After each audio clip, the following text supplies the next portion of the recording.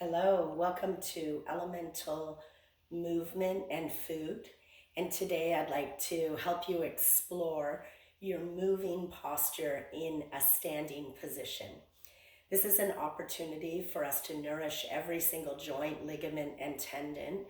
And once we discover how our feet influence the posture of our pelvis, our rib cage, and our head, we will now be able to be curious and make changes. Instead of thinking that there's this centered, perfect position, we'll see how our foot position will change the rest of our body.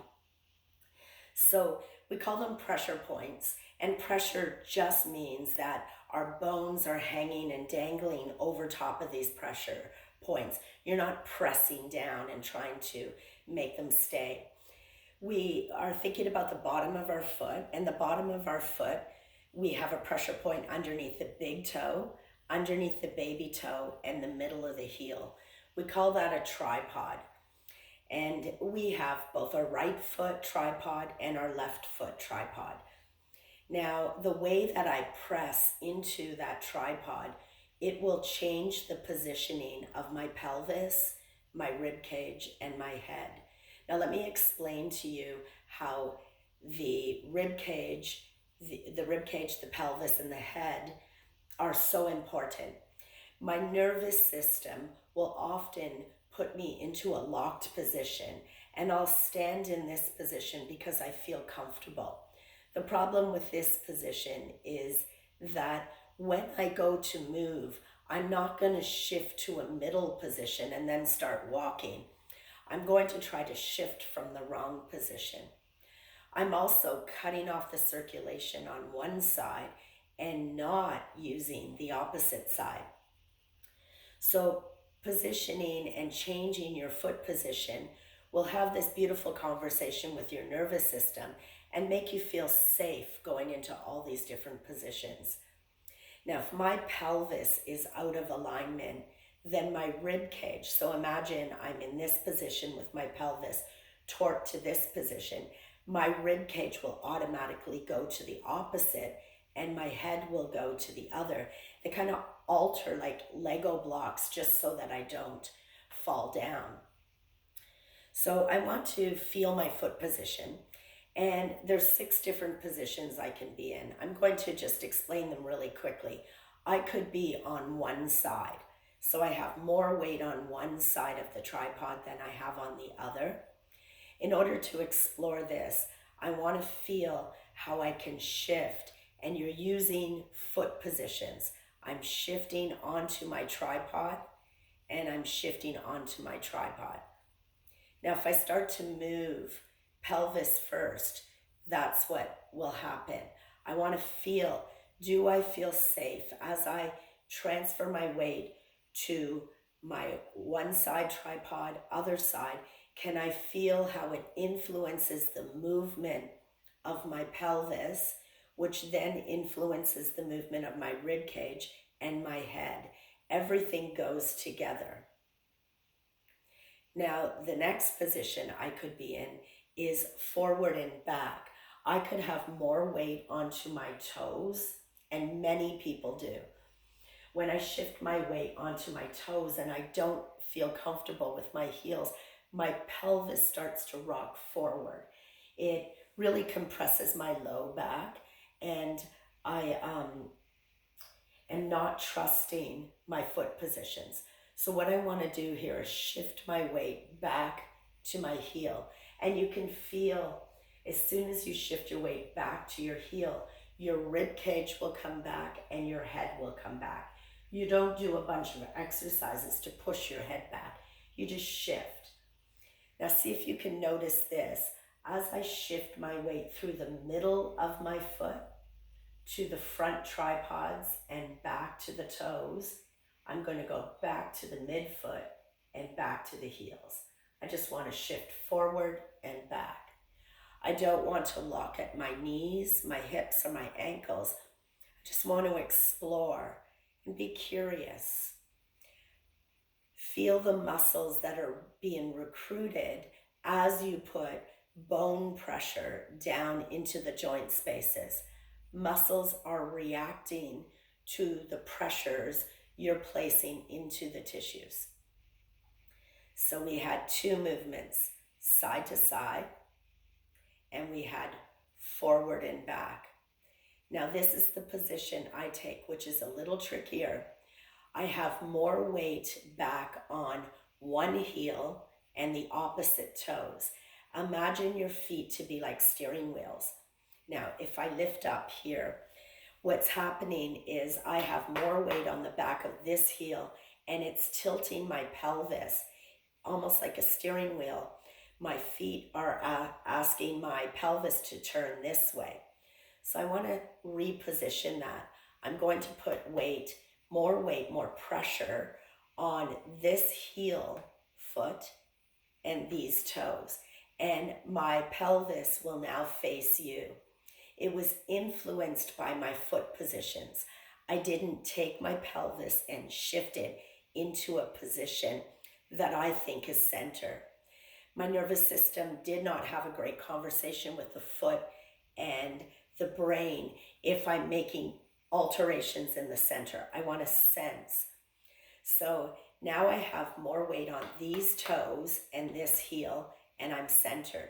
I'm going to play with that, and I'm going to shift back to my holding position and go back to the heel and the toe.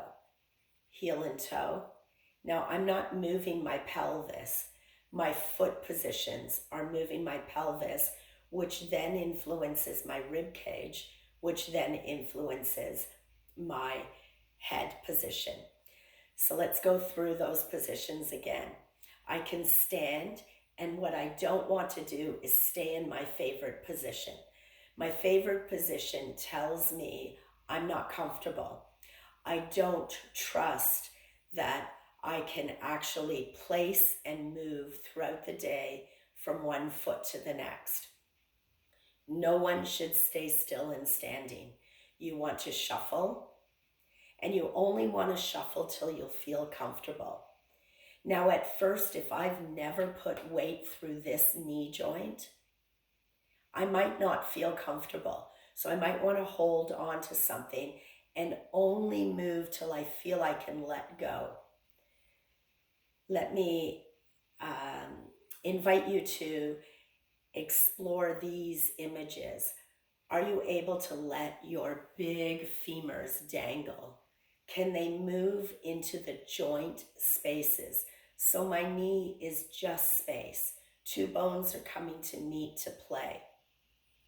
My ankle is just space. I'm going to allow my shin bone and my calf bone to press down into those positions. So we had side to side. I had forward and back. And I had toe, heel, toe, heel. Now, once I've played with those positions and I start to feel comfortable, I can change my foot position. I could bring one foot ahead of the other and shift my weight through the middle of the foot, back to the other. I want to keep my feet connected to the ground so I can feel the adjustments that I'm encouraging through the pelvis, through the rib cage, and through the head. And notice that the adjustments are natural. I'm constantly trying to find a centered position. I'm going to take this foot back and change my foot position. Again, I'm moving my pelvis now through the middle pressures and back. My rib cage and my head will follow. You can play with these positions. You can go very wide and transfer your weight. I can go very narrow and transfer my weight. I can circle one direction and I can circle the other. One of my favorite positions is to cross. So I cross one leg, I'm shifting. I want to feel the front tripod, the back tripod, and I want to play within those 6 pressure points. I can feel the influence it has on my pelvis. Feels really nice. I feel like I have a boundary that stops my hips from going into a unusual position. I can feel my pelvis adjust forward, back, side to side. And I'm just going to finish up here by crossing the other foot over.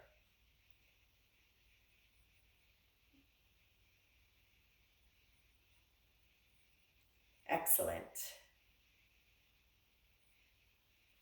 And we'll come back to center. So I hope you enjoy exploring, connect with the ground, try to feel those 6 positions, those pressure points, and try to balance them out. The answer is not to stay still in those 6 pressure points. The answer is to connect and then feel how you can change your positioning and how the pressure points of the foot will influence the positioning of the pelvis.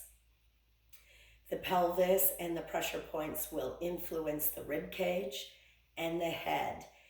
We don't want any of those positions to stay static.